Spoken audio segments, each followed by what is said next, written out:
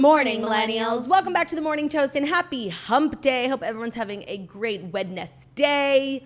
I am. Happy hump day, you guys. I didn't realize it was hump day until you uttered those immortal words. Well, that's because I just haven't, mounted you yet.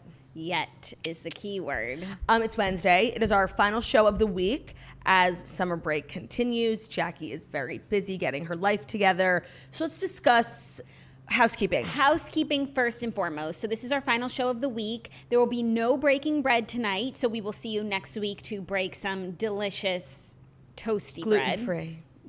Full of gluten bread. Honestly, we should start another show that's like us being really boring and call it gluten-free. Breaking gluten-free bread. Yeah. I love that, where we just like do, the takes that everyone is saying. We do the bare minimum. No, not even that. But like, we don't give our like unpopular opinions. Unfiltered. We just, say what everyone else is saying. Yeah. Very lukewarm takes. Yeah, I like that. I like that too. Gluten-free toast. Or maybe we'll do that on April Fool's on Breaking Bread. Yes. Okay, remember that for April Fool's. We always like to do a little something for you guys. Something. So this is our final show in the studio this week and final episode. Again, no Breaking Bread tonight. And then next week we have a podcast every day, but it's just going to be podcast only while Jackie gets her studio set up. We want to start our new interface premium. We got to wait till it's all set. Yeah. So we will do that hopefully the week after next. Yes, exactly. So next week is audio only, but we will be here every day. And that's the housekeeping. Also, there's a new episode on Patreon, a new vlog of my farewell evening. You get to see Claudia plan this, extravaganza for me to say goodbye. And it's really cute. People are calling it our most emotional episode yet. And I didn't even feel like it was emotional. I didn't even feel emotional. I didn't feel emotional being there. I didn't feel emotional watching it. I don't know if that's something's wrong with me. No, it wasn't. Because I was also it wasn't even sad, but everyone's like, why am I crying? I'm like, I don't know. Why are you crying? It wasn't sad. We were drinking and it was fun. What was sad was the way that I looked. Same. That was sad. What was sad was how my night turned out, but that's neither here nor there. So there's always content on the Patreon. So head over to patreon.com/themorningtoast. I think that's the most important housekeeping announcement is even though tomorrow we shan't be here, Patreon is there for you. I don't like to compare housekeeping announcements because I have one too that's so important. Maybe just as important, as Interesting. Patreon. Though all housekeeping is important. Right, exactly. So tickets available at girlwithnojob.com/tour. The first 3 shows for the final end log tour are available: New Haven, New Jersey, New Haven, Connecticut, Red Bank, New Jersey, and West Hampton, New York, tri-state area. I'm coming for you, girlwithnojob.com/tour. I do believe 2 out of 3 of the shows are sold out of meet and greet, but I think one of them has 8 left. That's what I heard as of yesterday. So don't quote me on that. It's your chance. So if you want to meet and greet your girl, which so many people did yesterday, tell us everything about your day in Boston. I need to talk about Boston. What's its nickname? The Beantown. No, Beantown. No, that's Chicago. The Windy City. Nope, that's Chicago. Why does Chicago get 2? No, and also Beantown. Beantown. But it's confusing because the bean, is the big Chicago. Architectural art thing, is in Chicago, which makes no fucking sense. Boston is Beantown, and that's where you were. And I'm sure Ben felt right at home. Well, bangs. I was 30 minutes outside of Boston. I was in Natick. So you were 30 minutes outside the bean. Yeah. So I wasn't able to flick the bean, which was sad. I have to talk about, because first of all, it was so crazy. There's just so much to say. First of all, I don't know why, so we sell in Total Wine. Spirit Society is sold in Total Wine. And so when we wanted to do a Boston meet and greet, they suggested this store. I'm not sure why. But I know why after meeting all the people. First of all, a lot of companies are headquartered around there. So a lot of corporate girlies came right after work in their blazers. Perfect. And when I tell you maybe 50 people who work at TJ Maxx corporate headquarters, we were right around the corner. We passed it. It said TJX. I'm like, is that TJ Maxx? It was the same font. And it just felt really kind of meant to be near, so close to the TJ Maxx headquarters after we raved about them on the toast. And when I tell you, every single person who works at TJ Maxx is a toaster. And apparently, the building was lit ablaze last week when you were going on and on about your white sneakers. Oh, wow. And are they constantly lit in a blaze because you're always proclaiming to be a Maxxinista? They're it's literally a partnership waiting to happen. We're ready for our line at TJ Maxx. Let's just make it happen, okay? I'm so ready. I'm a Jacksonista. I'm a Maxxinista. You're a Claxonista. But I actually am a Maxxinista. You are. And a fashionista. Don't get it twisted. You can be both. That's what people... That's the point of TJ Maxx. But that's what people don't understand. You think you have to choose, but you don't. Right. We're ready, TJ Maxx. We're ready. We're hitting every talking point. So it was our biggest meet and greet yet. We totally sold out of product at the store, which was so crazy. And it's just like so helpful for our business. It was madness. Like the store was closing. It was just like, it was chaos. And I got to meet so many amazing toasters, like OGs who like I wasn't sure are still toasters, you know, people who came to like our meet and greets, like at Caroline's. You remembered people and you saw them again. Right, literally people we met at our Morning Breath live show with Teresa Giudice. Wow. Like years, and you're just not sure if people like keep up with the toast. So it was old. It was a girl came, she was like, I literally found out about the toast 3 weeks ago on TikTok. Like it was just old new friends. Well, lest we not forget that the one time some research report ran a study of the most popular podcasts by state, we were the #1 podcast in Massachusetts and New Jersey. So the Bostines show up and show out. I really need like the data company who put together that research study to do it again. It was 2018. Yeah, but what if we've only become more popular since then, but there are so many new shows since then. So what if we don't even have one state? I believe that we do. Like I really believe that in my heart. What do you think the state is? It's something in the tri-state area. It's like, do you think it's New Jersey or Massachusetts? What do you think is stronger? I don't know. My ticket sales at Red Bank are like really fire, honestly. Like I was really surprised. I think it would be New Jersey, but I'd love to hear the fanfare from the Bostines. Okay. It was just so amazing. Like we were all crying, screaming, laughing, throwing up. I literally led a sing-along, like, because I was talking to some girls and they were like, we love Bryson Strice. So I started singing Bryson Strice. Literally the line of 300 people, Bryson Strice. And then I just started to lead toast tunes and like it really kind of cemented, we have a video of it.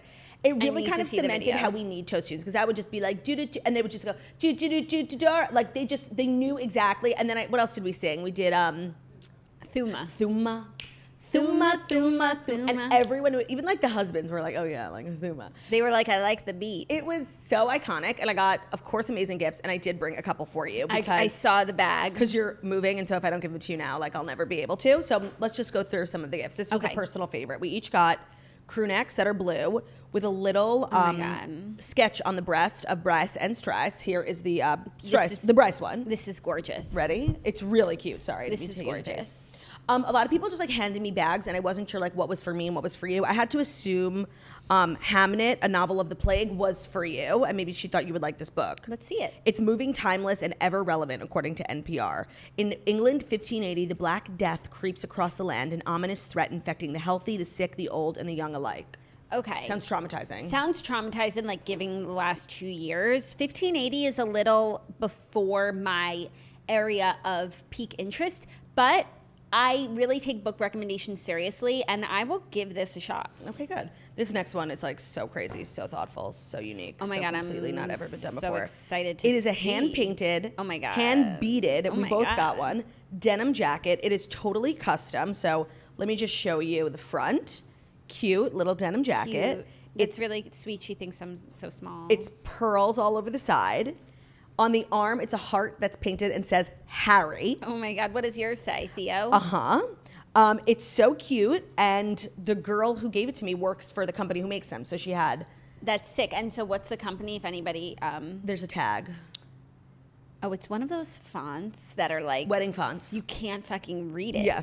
Antia Amoroso. Anti? Oh, wait. Antia Amoroso. Oh, cute. Antia Amoroso. Okay, wait, I got more. This one is like really, you're gonna quake from this one. Ready? A Ray Dunn mug. It says Happy Camper, and there's a little school bus on the back. Oh my God, the school bus. But I got a lot of Ray Dunn mugs when I did Dallas meet and greet. I took them all home, and I did get like multiple Happy Campers. Oh. But you can never have too many Ray Dunn mugs. And it sounds like you're becoming somewhat of a Ray Dunn collector. Like you might need a china cabinet in your new house for all of your Ray Dunn items. I would love that because every time I see them, they make me smile, especially since they were all bought for me from you guys. Which is so sweet. And they're just so thoughtful. I can't reiterate enough how like you don't need to bring gifts, but they are so welcome and appreciated. I just don't want it to feel like an obligation. Like it's not a birthday party. Like it's so overwhelming. Like you don't have to bring. Your presence is merely a presence. And then somebody brought you press-on nails, and I thought they were for me, and she was like, no, they're for Jackie. Oh, why? I'm not sure why. Well, we do love press-on nails. We do. We are press-on nail girlies. These are pretty. Yeah, they're stunning. And actually, I've heard good things about the drugstore brand Kiss. Cool. People say it's like better than the expensive ones. Cool. So those were my... Thank you so much. I love a bounty from a meet and greet. I know. I really do. And some of my most prized possessions, like in life, are just happen to be from meet and greets. I'm always wearing these random T-shirts. People on my messages The are one like, that says Arkansas? I have so many. My Arkansas one, my Georgia one, my Whataburger shirt, my one that has Lisa Rinna's monologue from Andy Cohen's baby shower. There's no shirt that you wear more than Arkansas. All No. those ones, like, I've never seen a Lisa Rinna one. Georgia sounds familiar. Whataburger I wore all last week. Okay, but that Arkansas one, everyone knows it. It's the red neckline and the white T-shirt. And the brown chicken and broccoli stain. It's in your, like, top 5 rotation of pajama shirts, up there with skeletons. Up there with sexy shoulder black and sexy shoulder pink with, like, the holes. Love that's but my you favorite also shirt. wear that on the show sometimes. No, I haven't worn that shirt out of the house in maybe 5 years. Okay, so maybe I was in your house and you were wearing it. I wore it when you came to my house on Sunday. That would explain that. And then what's the 5th one in the rotation? It's like a striped shirt. It's like white, purple, blue. Do you know what I mean? Of course I do. Yeah, and most of my favorite rotational shirts are from meet and greets. So when people are like, oh my God, where'd you get that Arkansas shirt? I love Arkansas. I'm like, I have no idea. Like, I can't ever do a swipe up or anything because it's from a meet and greet. It's an amazing shirt. It's heavenly. Actually, now that I think about it, I haven't seen it in a while. Because like, it stays at the top of my Maybe laundry. the squatter borrowed it. 100%. It stays at the top of my laundry. So like every time I do laundry, it's like right at the top. But now I'm really thinking I have to organize. My closet's really messy, so I need to get my shirts in order. You must get your shirts in order. My rotational shirts. All right, well, those are the 3 things I needed to talk about. Okay, great. I feel all caught up. Per usual, we haven't spent a moment apart. I guess you did leave the state yesterday, and so we talked less than usual. Yes, I was so booked and busy. But I don't have anything that I need to tell you about that I didn't tell you about. Anything with Roald? Is he going to college yet? No, he's just missing you. I miss a whole day, and it's like he's literally starting elementary school. Oh my God, stop. It's so upsetting. Stop, don't even. No, all's good, and just looking forward to shooting the shit with you. Yeah, we have Dear Toasters, it's Wednesday, so our advice segment, if you ever want to write in, deartoasters@gmail.com. We have some salacious, like real drama, real quandaries. I feel like a couple of them are going to be one of those situations where we really don't know like what we're advice stumped. to give. Yeah. Okay, cool. Well, also, like, the stories are interesting today. Like, I wouldn't say there's anything that you absolutely have to know, but I think a lot of things, like, you'll be better off for knowing. Yeah. Yeah. Let's dive in. Let's dive right into the Fast 5 stories that you need to know before you wake up and take a bite out of your morning toast. Today's episode is brought to you, very appropriately, by Spritz Society. Ooh, yum. Delicious, the taste of summer. Keep going. Oh my gosh, that just made me thirsty. I would love to crack open a nice cold Spritz Society, get a nice gorgeous glass, perhaps a Ray Dunn mug, some ice, pour it over the top. I love Spritz Society because not only can you drink from the can like a slob, but if you pour it into a glass, and I love glassware, each flavor has a corresponding color. It's so gorgeous. it's just like a gorgeous thing to behold. No one's going to get confused like, oh, is that my sparkling water or my spritz? Because it's not clear. You know what's so exciting is like our new tagline that we're using for obviously the warm months is the taste of summer, and you literally wrote it. That is exciting. Yeah. And that's how some of the greatest things happen. 100%. So our company, Spritz Society, it is a family business. You know, we love family over here, and we are just sick and tired. We love drinking. We love drinking, and we're sick and tired of drinking disgusting things. So we decided to create the beverage that we wish to see in the world, and that is Spritz Society sparkling cocktails. You can sip on summer all year long with Spritz Society sparkling cocktails. These sparkling cocktails aren't like most, but because they're made with real California white wine and natural fruit flavors. Speaking of flavors, there's one for everyone. From our 4 OGs, which is grapefruit, blood orange, pineapple, and lemon, to our latest launch, peach. If you can't decide on which one you want to try first and you just love them all, try the ultimate Spritz taste test with the variety pack. It's 8 cans, 2 of each original flavor, and then you can add peach to your cart to get the complete set.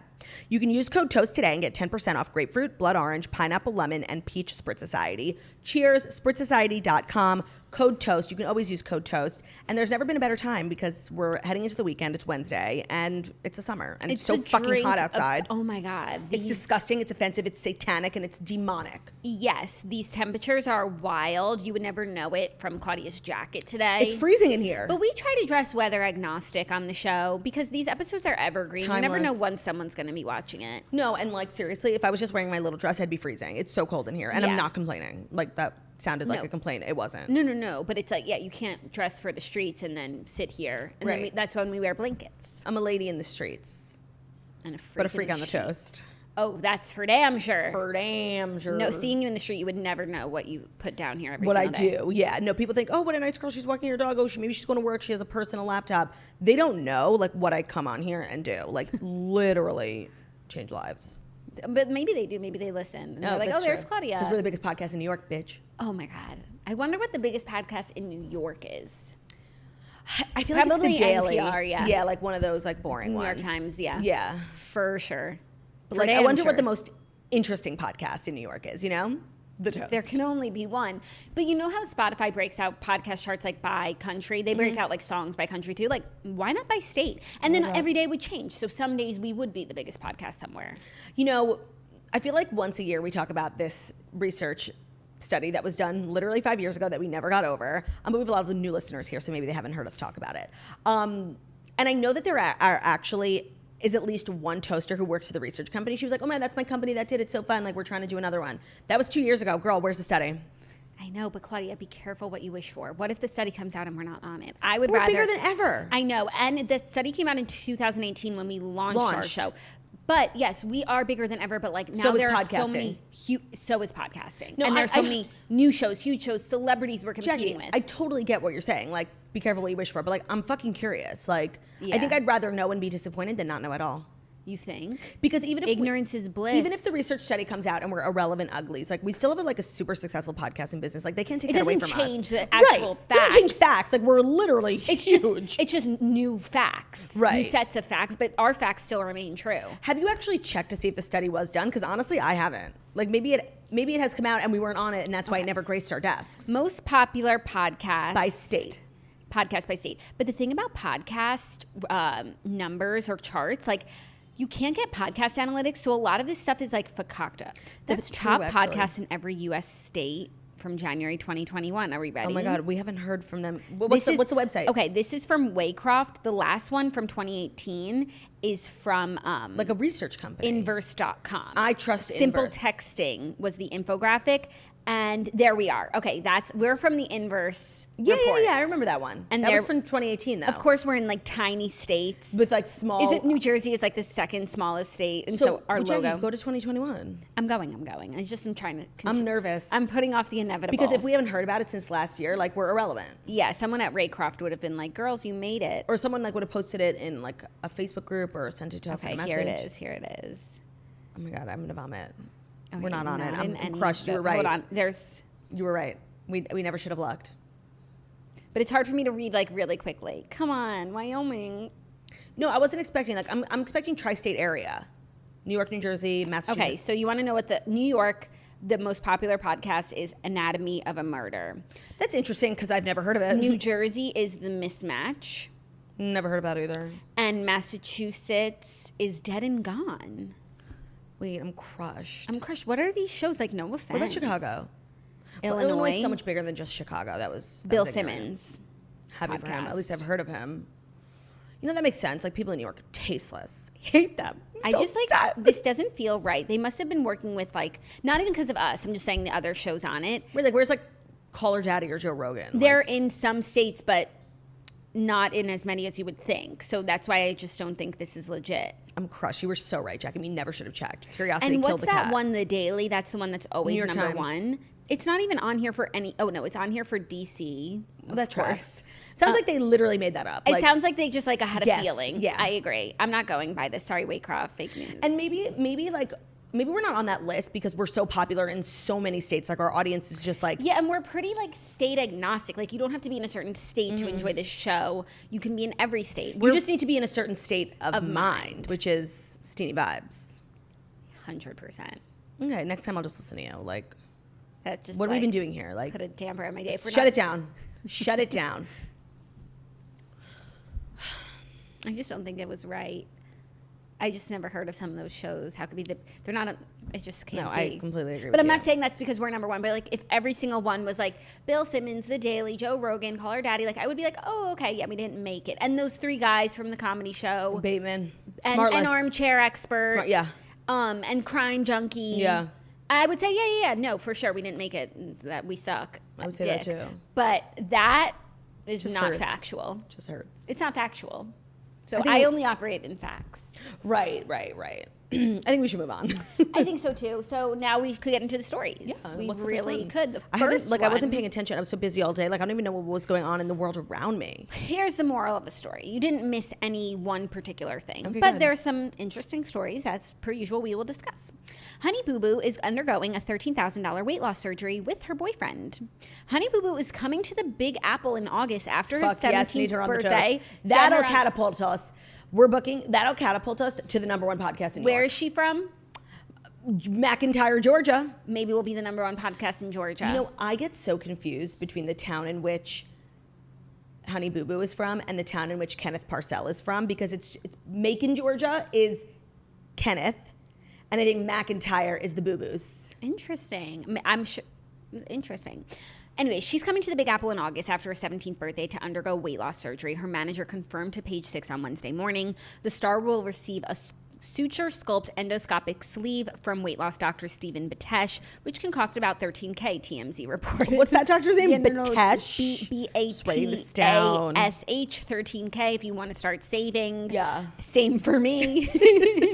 Alana Thompson, aka Honey Boo Boo, reportedly weighs 275 pounds and is looking to drop 150 after various diets didn't give her the results that she wanted. Okay. The star is concerned her weight is genetic and believes surgery is the only way to reach her goals.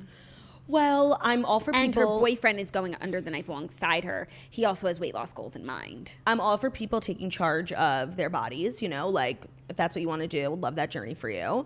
And I just really like something I didn't see for the Boo Boo fam when I was watching them on TLC back in the day before the show got canceled because Mama June was dating a child molester. I think that's why they got canceled. I didn't see them becoming like such tabloid, like clickbait. Like her manager told this publication, what website is this? Page Six, yeah. And her, That she plans to get weight loss surgery. Like they're just so like, no, and like where did they get her weight from? yeah, the manager. Like they're fully like tabloid, like whores, you know? And I just Yeah. didn't see that. And for like the them. doctor is in the report too. I'm sure it's like some sort of collab. Right. She's getting a discounted rate. She's not spending $13,000 if he's in the press release. Yeah, Maybe she's getting it for like 4 or 5. Yeah. Which we love, like a discounted, you know, frugal queen. Yeah, but I will say I think 17's a little young to be getting surgery of any kind. Yes, but I think with surgeries like these, like the reason why you get approved for like a surgery at this age is because like the alternative like poses a bigger health risk, you know? Yeah, no, and there's a lot of different surgeries for different, both like cosmetic health, etc. But I think it's like a big surgery to get at 17. Yeah, and you know, actually, I landed on the Honey Boo Boo side of TikTok for a little while. You know, they still have a show. It's obviously not as popular and as big as the TLC one was, but apparently it's very juicy. I'm sure. Like I was walking. Most celebrities like just get weight loss surgery and like they're not putting out a report to Page Six. Right. So I'm sure she's sharing everything. Yeah, no, but not even about the weight loss surgery, like the family dynamics. I think Alana Thompson, the youngest daughter, lives with Pumpkin, one of the older daughters, who when I watched the show, she was like so chaotic and like she was like, it was one of those shows you couldn't watch while you were eating because they were always doing like disgusting things, like putting mayo everywhere. Like it would just make you nauseous. And Pumpkin was like the ringleader of all that stuff. But the clip that I saw, it's like Pumpkin is really grown up, settled down. She's like a nice man, kids. And Alana lives with her because she has like provided such a stable home. That's so nice. Yeah, it sounded really nice.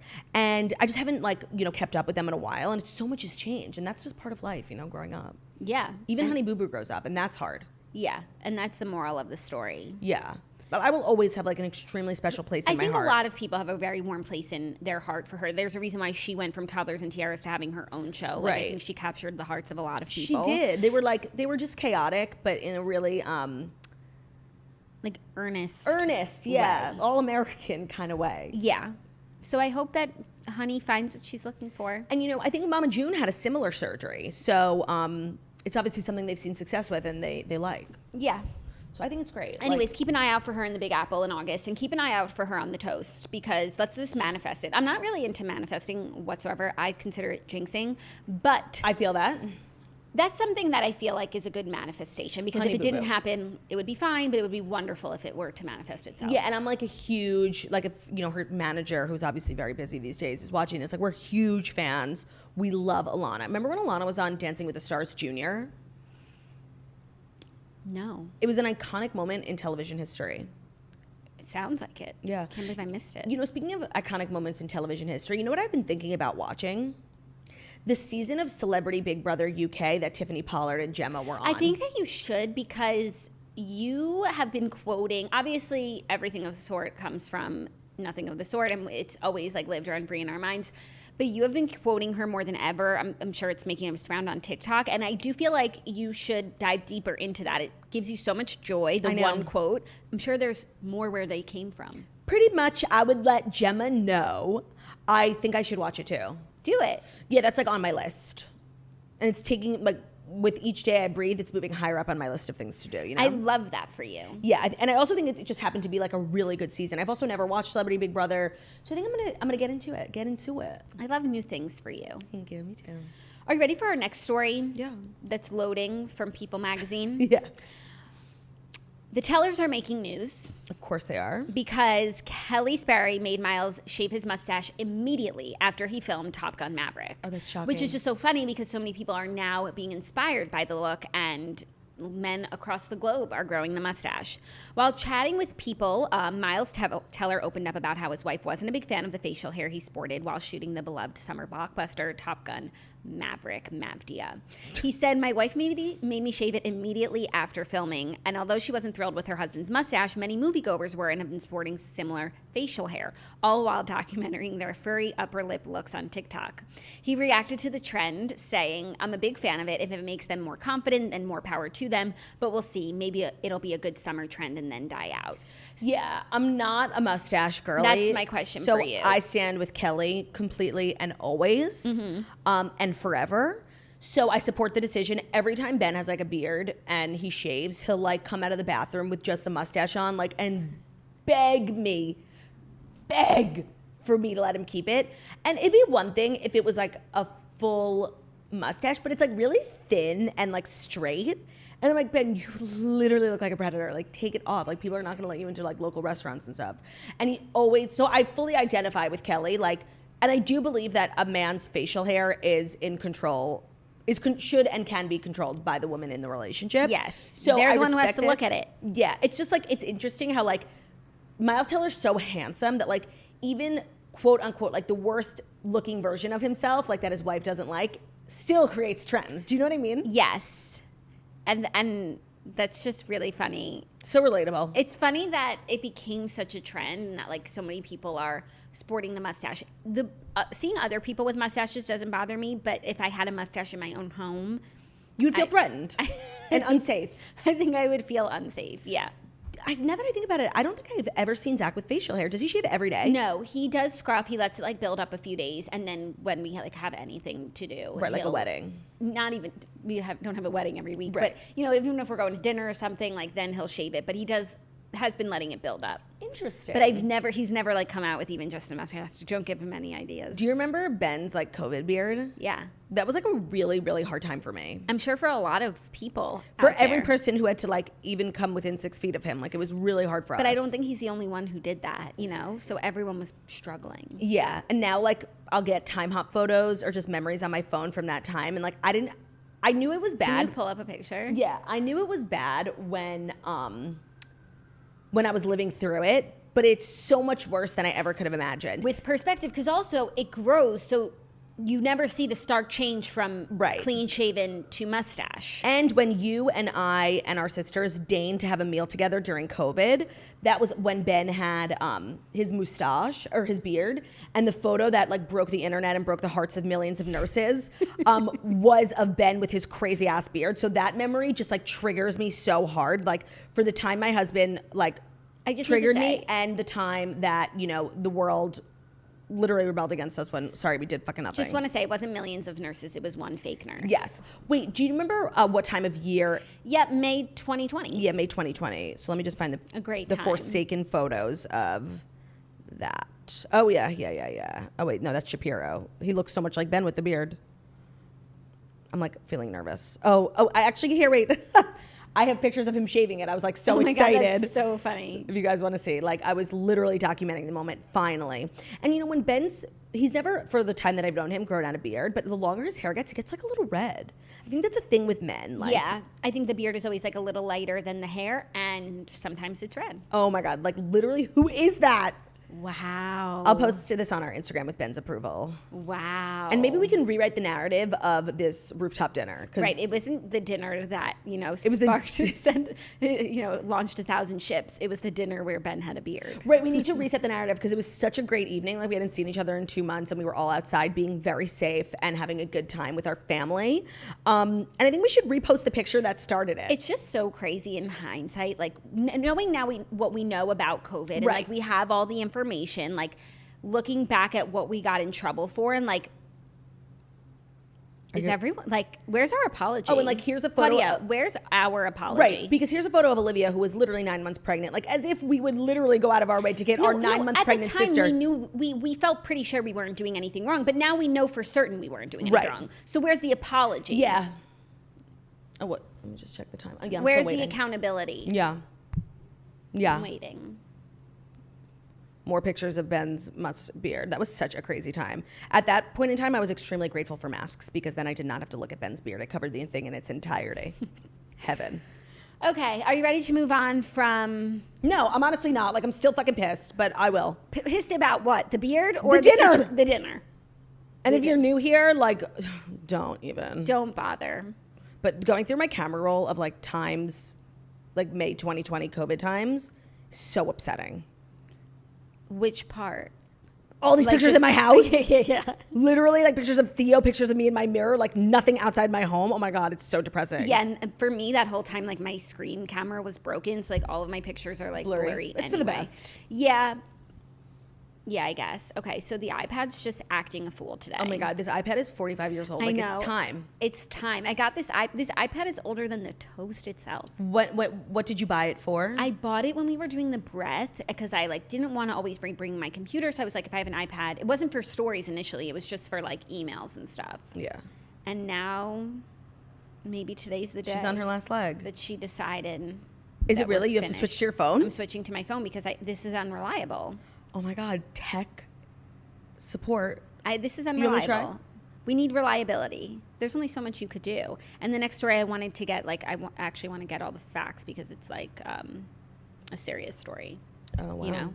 We're covering serious news here today. We are covering serious news here today because That's so it unlike crosses us. over into the entertainment world. Oh, I started The Silent Patient last night. Why? Because everyone's like and you know, I've been like not reading popular books because I find like people who talk about them annoying. Yeah. And then I read The Love Hypothesis and I loved it so much. So I'm like, maybe I'm the problem. And it Okay. turns out I am. Okay, I thought The Silent Patient was overrated. I gave it a 3, I think. I'm curious to hear what you think. I don't Yeah. know. The twist just like, it didn't do it for me. But like, I've had twists that have done it for me that didn't do it for you, like The Wife Between Us. Yeah, the worst book of all time. So let me know your thoughts. Also, I don't know if I spoke about this yesterday, but I did finish Book Lovers. And literally like people were messaging me like, you have to read Book Lovers. It brought me to tears. I'm like, it did. Like, you should not tell people that it's a terrible book. Like, it was actually so bad. And I've come to the conclusion that, like, I'm not an Emily Henry girl. Do you read Beach Read? No, and everyone's like, well, you have to read Beach Read. Okay, here's the thing. Beach Read was good. You don't have to read it. I read People We Meet on Vacation and now Book Lovers. And People We Meet on Vacation was much better than Book Lovers. Book Lovers was real. You would fucking hate it. I'm sure I would. I hated People We Meet on Vacation. It was almost my worst book of 2021, but then I read Wish You Were Here by Jodi Picoult. I started that. No. Yeah. Why? No, but like a year ago, and I never picked it Came back out up. in November. Oh, then maybe I'm picking. These books, Wish You Were Here, Things We Never Got Over. They're all the fucking same. Yeah, no, you would know. We Were Liars. That's what I started. Okay, you would know Atrocious. if you read Wish You Were Here. Okay. Sounds like something I would read though, but maybe it's just like the vague pronoun and noun Yeah, title. no, it's about COVID. Oh, you told me about that. Yeah, no. Okay, now I have the story. Okay. Law and Order Organized Crime. Oh my God. A crew member from the show was shot dead near the show's Brooklyn set. A Law & Order organized crime crew member has been killed in a shooting near the TV show set. An NYPD spokesperson told People the 31-year-old male crew member was sitting in his car on Henry Street in Brooklyn, New York, when a gunman opened the car door and shot the crew member multiple times in the head and neck. The crew member, whose name has not been released, was not on set at the time of the shooting, the spokesperson said. The Wrap reported that he was hanging parking restrictions near Tuesday's Law & Order filming location at around 5:15 a.m. when he was approached by the gunman, who has not yet been identified. The victim was taken to Woodhull Medical Center, where he was pronounced dead. This is such a fucking horrible story. And I do have like a few questions. Like, did somebody show up to this set to kill this person specifically? Or like, is it just New York regular crime going on because it's like on every corner and this person just got caught in the crossfire? It's unclear. The reports don't share that. Either way, it's so terrible. It's so sad. And when I heard the story, I just assumed it was like, you know, New York things like happening. And it's terrible. It's so scary. And it's really sad. And I imagine like there were a lot of other people around who witnessed it, and it's just like horrifying. Horrifying. There have been like a lot. There's so much crime in New York. And there's also a lot of like people, like bystanders being shot dead. Right. From like all of the crime Crossfire, and violence. Friendly fire or whatever it's called. Yeah. It's not friendly. Why do they call it friendly fire? Does that mean like when... Friendly fire is like when someone if you're in a war and someone on your side like accidentally kills you. Oh, okay. I misunderstood then. Yeah. No, it's so fucking sad, and it just like makes you want to cry. Yeah. And I feel so like sad for this man and his family. Me too. Have you ever watched Law & Order Organized Crime? No, it's the Stabler spinoff, I believe. Oh, is it? So it's new? Ish. Did you see his Peloton commercial? Bless you. Wow, that was like a weird time sneeze, you know? Yeah. Don't you feel like the timing of your sneezes like always means something? Well, only when it's like people, after you spit some facts and someone sneezes. And it's that like, means it's true. It's true, but I asked you a question. No, but sometimes like I'll sneeze and it just like really helps me like think of something to say. Like, you know. Did you see his, it was a question. Right. No, but so like it was a meaningless sneeze. You know what I mean?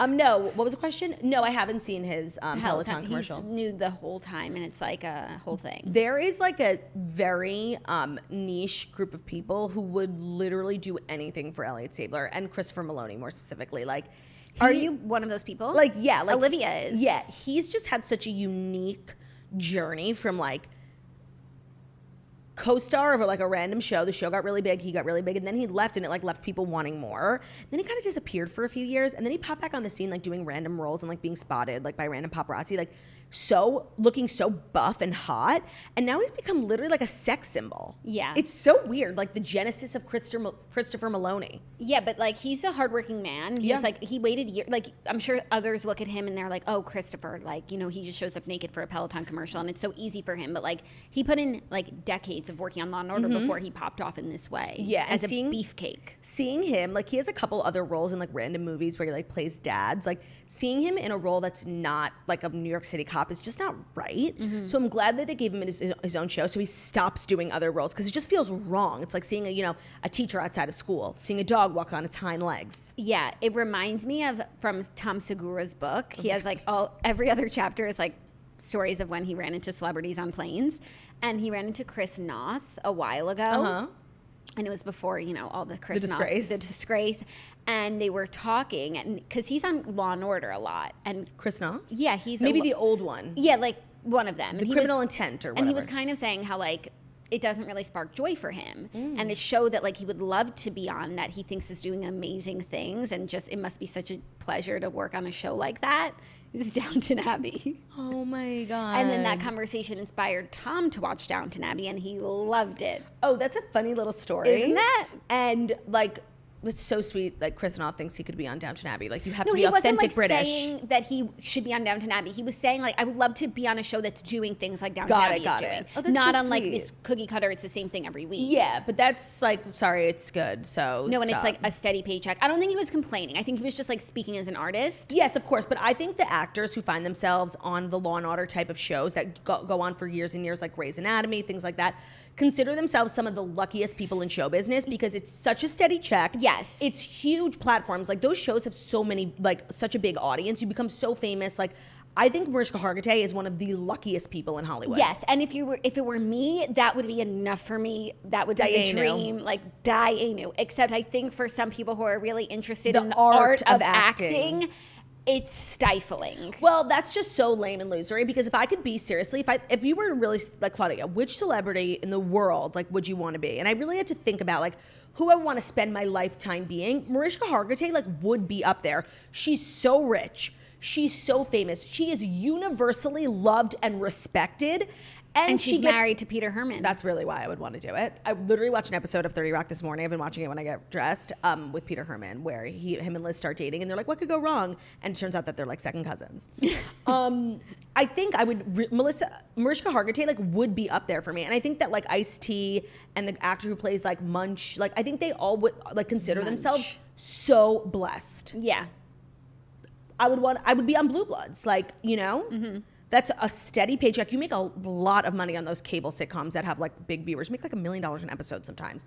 So you get so famous. You have like a normal life. Like I don't think you like Mariska Hargitay gets paparazzi'd so frequently. Yeah. But she's still like a household name. No, it's a really good point. Yeah, but you know like, what? I think that's the answer to my question. The payoff is just it's a little artistically stifling. Luckily though, like I don't think we're big artists. But see, I don't agree that it's artistically stifling. Like I think being a character on Law and Order is filled with like, you know, happiness, anger, sadness, fear. Like you tap into all of the emotions. But it's the same trope every episode. Who done it? No. We're going to investigate. We're going to find out. I think that's a bad stereotype. I think that's not true. I think it's extremely dynamic. I don't disagree. And imagine being a part of a show that like literally like impacts so many. I could compare any situation in my life to an episode of SVU that I've seen. Of course. Doom doom. Dun, dun, dun, dun, dun, oh, dun, dun, dun, dun, dun, dun, dun, dun, dun, na, na, na, na, la di da da do, la do da da di da da da do da da do, da wow wow, ba ba ba ba ba ba ba ba ba wow wow wow wow wow wow na na na na. Dun, dun, dun, dun, dun, dun. Oh, sexy. Now, honestly, if I could be anyone, music. I would be the man who wrote that score. Because he's definitely rich and extremely talented. Mm-hmm. I wonder what other scores he's written. I wouldn't be surprised if it was Hans Zimmer, honestly. Okay, well, speaking of TV shows paychecks, Kristin Cavallari and Stephen Colletti are revealing their shocking Laguna Beach Season 1 salary, as well as some other fun facts from the inception of Laguna Beach on their new podcast, Back to the Beach, which is a rewatch show of Laguna Beach episodes. I think we talked about that they were doing a show. Now the first episode has come out, and they talk about the making of the first season. Kristin said, I think we were making $2,500 for the first season. He said, I don't even think it was that much. I think it was $2,000. Lauren and I renegotiated for season 2. It was going to be our last season. We're out of here. So they also talked about how the show began and why they signed on to it at 17. Kristin said, I honestly would have done it for free. At that point in high school, to me, it was more of a competition. Everybody wanted it, and I was like, I'm going to get this show. I'm super competitive. That has not changed. So when they told us they were going to pay us, I was like, oh my God, great. MTV producers came to the Laguna Beach High School to cast the show, giving interested students 20-page packets to fill out. Stephen knew he wanted to work in the entertainment industry and wanted to host, so he thought he should get to know the MTV producers. While he doesn't remember anything about the questions, Kristin recalled more. She said, it was like, list your 5 best friends and what you hate about them. She says she remembers one of the questions was, who do you think is going to be prom queen? She said, I don't know. I just hope it's not Lauren Conrad. LOL. She said the questions were setting us out to divulge all of this information. Obviously, they were trying to get to the bottom of things, which they did. So that's pretty interesting. Yeah, I'm like struggling because I have like a personal vendetta against Kristin Cavallari. I don't know if she knows about it, but I do. And I'm like trying like not to, you know, like blow it up on social media, but I'm upset. Do you sounds like you want to talk about it? Do you know what my personal beef with her is? I do, and I think it could be easily squashed, and I think like generally speaking, she's a great gal. Well, you know, I don't really know her. I don't personally know her, but I've had one, you know, negative interaction, and I'm really honestly like it's bothering me. I don't know what you should do about it. Okay. I don't know. Just like I can't give an honest opinion on the story because I'm like clouded by my I'm mad. Like I'm upset. You can't separate like the personal from like the job of like just commentating. Jackie, you should be upset too. Like she did it to like us. our business. Yeah, but could you imagine being like in her situation and how potentially like How? she doesn't know that she did that? Maybe the person who was supposed to tell her what to do didn't. Well, then maybe if I blow up her spot, she literally owes us. She owes us. Okay, you seem like you want to share. Okay, so here's what happened. Literally, like over the summer, you know, for Spritz. Last summer, because it's summer now. Oh, right. For Spritz, we have like a PR company, and they're always bringing us like cool opportunities. Like, do you want to sponsor this event? You know, there'll be cool influencers, celebrities there. And we sponsored a Kristin Cavallari event. I think it was Uncommon James, her jewelry company. It was something Kristin Cavallari related. Yeah. And we donated all the product. It was totally free. And in exchange, they owed us like a couple things on social. One including like something from Kristin. Literally, she never posted. Like, we followed up 1,000 times. She never posted. Oh, you followed up 1,000 times to Kristin directly or to her people? To her people. Like, for some reason, like, it bothered me. Like, I was like, no, actually, I'm not letting this go. And I was like, let's follow up. Let's follow up. Never. So we donated we're like a startup company. We donated all this product for your event. We like made it premium. And you're out here like not returning the deliverables. I don't approve of that. I'm a businesswoman. Not delivering on deliverables. I don't approve of that either. So honestly, I can't give an honest opinion on what I think about this podcast because I'm clouded by my anger and my resentment. And she could make it right. She could post, you know, a can of Spritz today, tag Spritz. Like, that's all. It wasn't that hard. I think it was like maybe a couple Instagram stories. And then like they were like, well, Kristin hasn't tried the product, so she doesn't like to post like what she doesn't know. I'm like, well, we literally gave her 400 cans. Like, what was she doing? For free. So I just don't appreciate people who don't respect businesses, you know? Yeah. Like, I try to always do the right thing. Yeah. And I've just honestly been wanting to bring that up for a while, so I'm glad we I spoke could about feel this. that. I'm glad you got that off your chest. And I was like, okay, you know what? Never mind. I'm going to make myself look bad if I keep talking. Okay, but I think that's fair. Like, that's clouding your judgment on this story. Yeah, and honestly, Team LC anyways. Back then, yes. But now it's like she gives us nothing. She gives us nothing. But that, like, she's intentionally giving us very little. And Kristin, like, gives us so much. As a celebrity, she did reality TV. She's an influencer. A business owner, so she should respect businesses. Podcaster now. Yeah, no, I agree. Like, back in the day, it was LC or die. Like, there was no way I would ever even begin to understand KCAV. But now, and I totally respect the route Lauren has taken. And honestly, it must be nice to, like, not need to do all of these things because, like, her line at Kmart, all that shit is, like, super successful. Like, she's at peace, and I love that for her. But now it's like everyone keeps talking about Laguna Beach, the Hills, reliving it, and we don't ever hear from her. So it's like she's kind of been cast now by like Spencer and Heidi and everyone as the villain. Yeah, and I think that happens a lot where it's like things that you look back on, it's like the person that you thought was the victim was actually the villain. I don't think that's the situation, but we're so used to that happening that it's like, oh, the person who we liked immediately at that time, maybe they were the villain. It reminds me so unrelated. By the way, I feel like I know what you're going to say. Teresa and Melissa. I was going to say Jill and Bethany. Oh, but it reminds me of Teresa and Melissa because we all loved Teresa so much that when Melissa came on the show, we all just like hated her for nothing. And they treated her so poorly. And like now when you look back on it, it's like, she did nothing wrong. She did nothing wrong. Like, why were we so mean to this girl? So I think that happens a lot where we look back on something and it's like, oh, we were actually like mistreating someone who was totally fine. Britney Spears. Mm-hmm. Like the way everyone used to talk about her and like her mental health, and now we're like, we can't believe we used to do that. Oh yes. But I'm really just thinking on reality TV, like the person that you thought was the champion, maybe was actually the mean person. So I feel that way about Jill and Bethany because back in the day, like I was hardcore Team Jill, but I think mostly people sided with Bethany. And when I rewatched it, like I was even more like digging my feet in on being Team Jill. Like people just cast Jill as like this evil person who couldn't be happy for Bethany, and like that's really not what it was. Yeah. So I agree with you. I think like the perception over time really changes for people, and it's also just like a part of growing up. Yes, exactly. So even though I do think like Elsie was a nice girl, I think we just like are realizing that shows put people into these roles, and that I'm sure Kristin Cavallari was just like playing a role. Of course. And I think what we've learned from people who are on the Hills and Laguna Beach who like speak out about it is like it was all like acting. I feel like this first season was not though. Laguna Beach? Yeah. Yes. I think when we got to the Hills, it became so much bigger than they imagined. Was pure acting. Right. But no, Laguna Beach season 1 was raw. Them getting paid $2,000 or $2,500 is so crazy, but it does really track. The first Housewives of New York, they got paid like $7,000 for the whole season. So like, it's crazy how you started. Literally, this was one of the biggest reality shows of all time. They started getting paid $2,000 a season, and now like some housewives are getting paid $1 million a season. But no one season 1, episode 1. No. But still, season 1, episode 1, I think you make like minimum on Bravo at least like $10,000 per episode. Yes. And the fact that they used to pay people per season is so crazy. Right, but they were 17, and this was before inflation. So that's true. Maybe that's like $10,000 per episode now. Right, you have to counter in inflation. You really do. You do. You really do. Are you ready for our 5th and final story? Yeah. Linda Evangelista has... Is this the girl who used to never get out of bed before for $10,000? Yes, and then she shared that she was like botched by CoolSculpting. Lipo, yeah.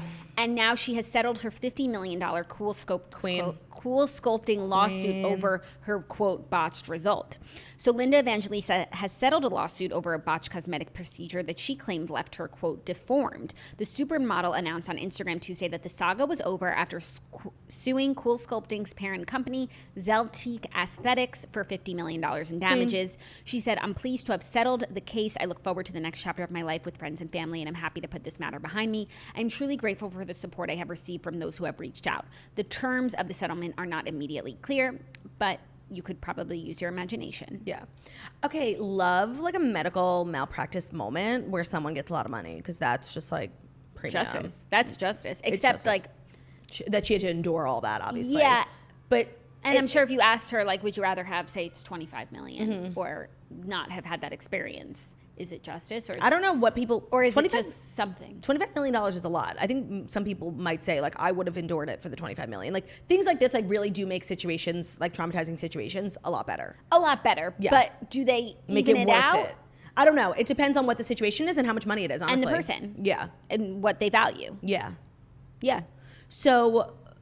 closing the chapter on that book, honestly, that story really stuck with me, because there were many times in my life when I definitely thought, like, maybe I should do CoolSculpting. And then in the back of my mind, I was like, that story, you know? Yeah. I didn't remember if it was like Christy Turlington or like which model it was, but I knew there was like a crazy possibility of it going wrong. And that's why I never did it, because I would love to do it on my fupa. Like, hypothetically, in theory, it sounds amazing. You know, back in the day, I would have, like, I actually thought I would be a great candidate for just like my little tummy. And then, but I had heard that it's not effective. So I was like, oh, okay, so I won't do it. Now I'll definitely I'm glad not that, do yeah. it. So she's educating and she's raking it in. And she's sharing and she's opening sharing. up. And that's very brave. And I'm happy for her, because that's got to help. Yeah. But money isn't everything. No. But it is. Neither are looks. No, but they are. No, I'm kidding. But there's something. But they're not everything. It's true. But not one thing is everything. I think that's the point. Deeply moved. That's so true. Family is everything. No, timing is everything. Timing is everything. Okay, speaking of timing, Oof. it's time for Dear Toasters. Oof. Our advice The segment. toast is everything. So true. Brass and strass are everything. But how can all of these things be everything? It's all of them together. Because not one thing is everything. Though we keep saying that they are. And it's time for Dear Toasters. Dear Our advice Toasters segment. is everything. Oh my God. Our advice segment every Wednesday. You can write in deartoasters@gmail.com. We will always keep your shit anonymous, and you can write in about anything from family, friends, relationships, work, whatever. Ready? Whatever. And write in about whatever sauce. Yes, that's our kind of our specialty. Yeah, and it's Snitch's specialty. I know she also does advice, and it's counselorsnitch@gmail.com. She does counseling on her show. Why doesn't everyone just spam her with the subject line, whatever sauce? Whatever sauce. That I'm would having be really hard so trouble trying to funny. decide like what to get my muscles with. Do you have any recommendations for a good sauce? Try whatever sauce. All right. And by the way, like by the way, I love Dear Toasters, but I find it like extremely fatiguing. I'm an I empath. find it like emotionally Draining. Draining, yeah. So if we just keep stalling, that's fine. I don't feel like we will be like successful in life until there is A brand. sauce brand on shelves with Margot's face on it that's called whatever sauce. I think we should do it. What kind of sauce? Like Margot loves hot sauce. It would Maybe have we'll make to- our own brand of hot sauce. Yes, but it also should be a collaboration with Ben, the king of sauces. Yes. That's called whatever sauce, and it's just like our family sauces. I kind of love that idea, by the way. Love. Talk to Ben about it. We need to write it down of like big ideas. Okay, Toast Tunes Yes, yes, yes. and whatever sauce. If anybody works in like the food space, like help us. Like Big ideas. Whatever sauce. Toast Tunes. Toast tunes. I think that's it. Yeah, for I now. have some other like personal ideas. Let me Yeah. just write them down so that and it happens, I when can the cross time them comes. Yeah. off. Okay, cool. Go to space. Be the first podcasters in space. If we No. got that opportunity, like one of those Wait, companies. but then we would be the biggest podcast in space. yeah, on interplanetary podcast. Since we're not the biggest podcast in any state, we might as well go to a different planet. try our luck Like if we had that there. opportunity, it was like first. I mean, you have a kid now, so like it's a little different. My answer is no. I have no interest in going to space, honestly. But if they literally, like, if it was Elon, like If someone you trusted. If Elon was on board. No, yes. it was SpaceX. Like, we're putting together another Okay. moronic recreational flight, but we want you to be the first 2 podcasters in space Okay, then to that, do a lot. Then that would mean that Elon would know my name because, like, he would look at, like, you know, he would have to approve it. It's very possible Elon does know your name. Like, did you read my book? That's true. Elon told me he loved my blog when I met him at a party. So Also, Elon is very like up on everything that's social said about media. him. Like, you saw those pictures of him on the boat, and then he tweeted like "free the nipple." He's very in tune with the culture surrounding Elon. So, like, it's possible that also there's toasters that work at SpaceX. There are. It's possible that someone has been like, these girls are big fans of yours. I don't think the possibility of us being asked to like go to space as the first podcasters is that crazy, honestly. No, because we are those like crazy podcasters. And we're like, actually, every podcaster is crazy. It's criteria to be in this business. Yeah, but like whether people refuse to admit it or not, like we're a huge podcast. Like, yeah. I would say of like we're in like the top 20 biggest podcasts in America. Would you say that? Yes. And you can't go by the charts because the charts are influenced by like new podcasts. So like a lot of what's top in the charts, like they're top, like when we launched our show, we were number 1. Wait, no, I'm talking about like audience size. Audience size over time, consistently. Yes, I think so. So I just think like the possibility that we would be asked to go to space, like, isn't that crazy? No, it's not. Do I sound delusional? Like, no. And I would only go if it were SpaceX and like I had some assurance that like Elon signed off on this, but I'm like scared. Scared, yeah. Obviously, I would literally be shitting my pants. I would not be able. The podcast would just be like a fart soundtrack because I'd be like farting the whole time. I'd be so nervous. Oh my! I would be quaking. That would be the audio. We would literally like 3, 2, 1. We blast off, and you and I would just be like, screaming our heads off. No, like literally, I would have to be institutionalized afterwards. I'd be so scared. I don't even go on roller coasters. But we would go viral. No, of course, and like finally, maybe we'd become the biggest podcast in a certain state or in a certain galaxy. So yeah, we're open to it. Call us. So let me put in big ideas. Podcasting from space. So that one I could give or take. Yeah, like I don't have to do it, but like it would be cool. Podcasting from SpaceX. I'm not going on Blue Origin. Sorry, Jeff. No, yeah, like I would go with like NASA, like someone legit like in the space. Blue Origin, what is it, like 4 years old, maybe less? I want to go with like someone who's been in the space for a while. Elon. Okay. Dear Toasters? Any other big ideas you just want to put out there? No, that's it. Oh, obviously Jacksonista fashion line. Oh, right. TJ Maxx collab. Oh my God. You know what we would call the collab? CJ Maxx. Claudia, Jackie Maxx. Like, that's actually a good idea. Write it down. We need to like make some of this like shit come to fruition. I know, but now maybe we're manifesting. I also really at one point like want to do home shopping. Yeah, we could do that with our CJ Maxx line. Yeah, or with Spritz. Yeah, but we do home shopping on Spritz every day here. Yeah, that's true. But I know, like when Margot was on QVC a lot for her job, and like I just sometimes like to watch QVC and I watch it, and I know I could be so good and so funny and like really speak to the women of America. Like I know that I could. For sure, but I just want you to know, like every day that we do our ads, like that's kind of what we're doing. No, but I want to be like home shopping is in like 100 million homes. Yeah, but also that's why we need like our own clothes that we can speak to. Yeah. Okay, ready for Dear Toasters? Yeah. Hi, Jackson Claude. Love you both so much, and I've been listening since the morning breath. I'm so proud of where you two have come from, and Jackie, I'm so happy for you and your big move, even though YouTube will never be the same. 10 years ago, I casually saw a guy named Maverick over the summer. It really wasn't anything, but I'm a relationship type of girl, and I was pretty infatuated with him, even though he wasn't looking for a relationship at all. Since then, I've met the love of my life, and I'm happily married with 2 kids, but at least once a month, I dream about Maverick. I can't understand why, because first, it's been 10 years. Second, I am married to the most amazing person, literally the best husband I could ask for. And third, Maverick treated me pretty awfully. He often said rude things, showed me zero respect, and the sex wasn't even good. So she has dreams like at night about him. That said, why do I keep dreaming about Maverick? He did come into my life at a pivotal time. He basically gave me the courage to get out of my first marriage to a person who was likely a pedophile. Oh my God.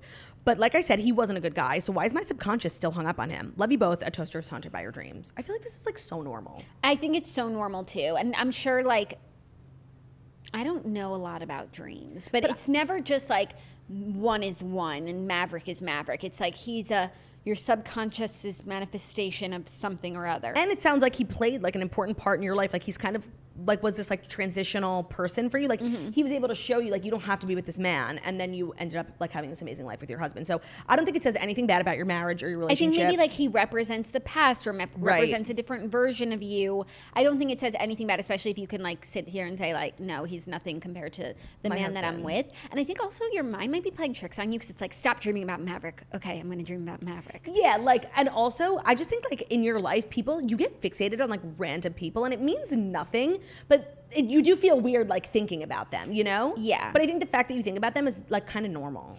I think it's totally fine.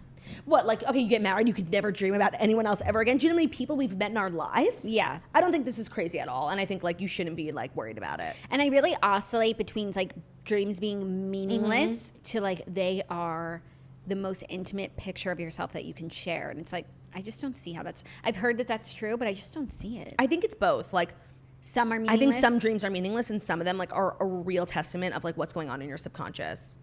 And I think sometimes like you can literally like connect with like other worlds in your dreams. I really believe that. I also think that a lot of people don't know what's going on in their subconscious. So the dream might feel like so random, but it's like actually you just aren't in touch Connected. with. Maybe that's what's going on with me. Like, I also think that there are people who like don't really dream, or if they do, they never remember them, and like that makes me sad because like my dreams are like some of my favorite parts of my day. I'm like, let's go to bed and go to a fantasy world, you know?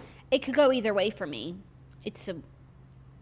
I'm not crazy about dreams. Oh, I kind of like love dreams. Because either I have a terrible dream, which is just There's nothing worse. upsetting, or I have an incredible dream and it's like, oh, fuck, I just woke up to this life. I'll literally never forget like the most vivid dream I had in high school where like Zac Efron like wanted to marry me. And then you woke up and you weren't Mrs. Efron. Jackie, when I tell you how depressed I was, and it was like real fucking depression because the dream had felt so real. It was like this come down. I can't even explain how real it was. That's what I'm saying. That was hard. So good or bad? It's bad. Right, it's bad. Right, that's true. Okay. Next up. Dear Claudia and Jackie, I'm in desperate need of advice. Okay, we'll My do what husband we and can. I just caught wind that one of our close friends, Maverick, attempted to cheat on his long-term girlfriend about a year ago Maverick, you dirty dog. with another one of our friends, Tina. Tina didn't go into detail, but it was clear that Maverick crossed a line and left her feeling incredibly uncomfortable. Uncomfortable enough to reevaluate a 10-year friendship, and they have not spoken since. I fully trust that Tina is telling the truth. Now, the real predicament is that Maverick is planning on proposing to his girlfriend within the year. My husband and I are sure that she has no idea about what he did or does, and Maverick had a tendency to be a fuckboy in college, but we all thought that he grew out of that phase. What should I do? Do we tell Maverick's girlfriend? Do we tell Maverick that we know what happened with him and Tina and force him to tell his girlfriend? Do we stay out of it? For context, Maverick and his girlfriend live together and have been together for 3 years. Maverick also married my husband and me, so we're very close with them both. Please help. Thanks. I'm just like always a fan of staying out of people's business. Yeah, it's also like the easier thing to do, and I do think it's like what's right. I don't know. I don't know, but it's not. I feel like every time we get this question, like every other in week, different formats, and I feel like every other week we say the opposite of the week before. The reason why I think this situation like might be worth getting into, because it sounds like it's not like he's just cheating, but he's being like A cheater. no, like she said, like the situation with Tina left her feeling incredibly uncomfortable. Like he's like being Predatory. not like abusive because that's like an extreme word, but like nefarious. Nefarious, and It's not like consensual, and it's not like he got swept up with someone who was like, putting moves on him as well. It's like Right. he's being a creep. Yeah, and I think that like that's even more extreme than like marrying someone who's a cheater. You're marrying someone who's a cheater, but who also like takes advantage of women. Like, I actually do feel like you have some sort of like. Yeah, I would want to know. And you know what? In this situation, it and I say this every week, a letter. No. I think a letter. I think you should have Tina tell her, not you. Stay out of it. Yeah, because her and Maverick aren't even friends anymore. So like. Yeah, tell Tina to like go to her woman to woman. Yeah, but see, like some women don't want to fucking hear it. Yeah, but at least Tina and her aren't super close. So like if she just wants to put her head in the sand and like not talk to Tina anymore, like that's fine. At least it's not going to affect your friendship. Yeah. Throw the ball to Tina. Yeah, it's in Tina's court now. Tina and Maverick. Tina. Tina, Tina, Tina. Let me be your Tina. Tina, Tina, Tina. Let me be your Tina. All right, third and final. Hello, Jax, Claude, Tina. Bruno, and Theo. That's a pretty name. This is complex, so Bruno stick and with Theo. it. Okay, wait. They wanted the Strice Brothers on for this one. To Okay. start off, my therapist and my boss are sisters. I know it's a little inappropriate already, but that is not the point. This past Thursday, I was at a bar with my roommate, a place where we typically see people we know, but this had been a quiet one until Maverick and his friend walked in. Oh, you guys are wild. Maverick is the first cousin of my boss and my therapist. It's hard to like keep disassociating Matt from one Maverick to the next. Okay. Maverick, what do you mean Maverick is creeping on Tina? Maverick is the first cousin of my boss and my therapist. You needed to move to a bigger city. And her boss recently got married. I also happen to know, wait, no, this is very confusing. Maverick is the first cousin of my boss and therapist, and Maverick recently got married. I also happen to know that Maverick's wife, I happen to know Maverick's wife because we go to the same gym and we see each other weekly. It's a very small town. Literally. At the bar, one thing leads to another, and we all went back to my place to hang out. We stayed up playing games and drinking until my roommate went to bed, and Maverick said we should take the party to his house, and we did. Once again, before I know it, one thing was leading to another, and I was wrecking a home in the guest bedroom. The following morning, after he dropped me off at home, I had a therapy session where I was stuck between a rock and a hard place on whether to tell my therapist or not. I ultimately did not, but what do? Do I tell my therapist? Do I tell my boss and risk causing so much drama and losing this amazing relationship with them both? How do I face the wife when I see her at the gym weekly? Okay, so this is confusing. Basically, she fucked her bosses and her therapist cousin who's married, and she knows the wife and sees her at the gym.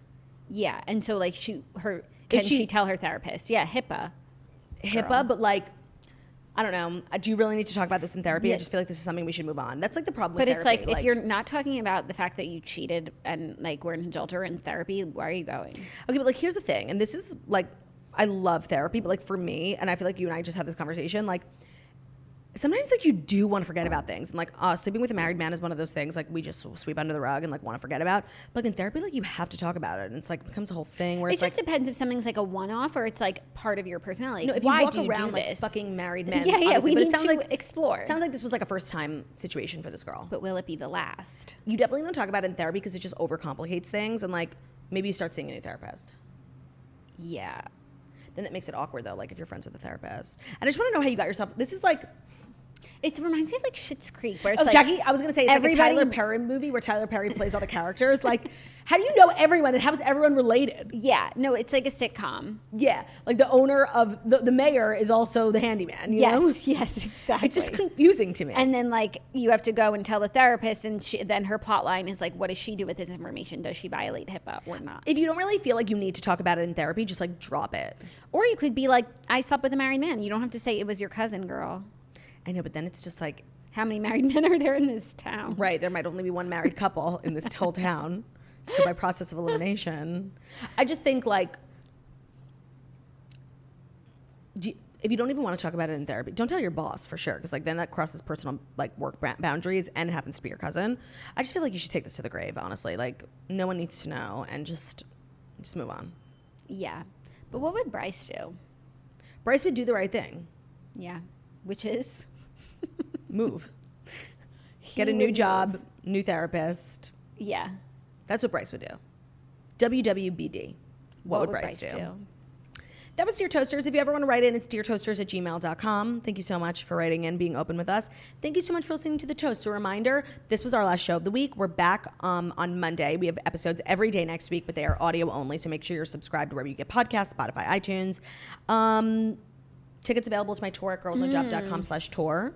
Patreon.com. More content over at patreon.com/themorningtoast. And that's our show. /themorningtoast. Thank you so much for listening to The Morning Toast, the Millennial Morning Show, where we deliver the fast life stories that you need to know every Monday through Friday on YouTube. So if you're watching this on YouTube, please feel free to subscribe and give this video a thumbs up. We're also available as a podcast, and podcasts can be found on Spotify, iTunes, Stitcher, Public Radio, iRadio, Castbox, all the places.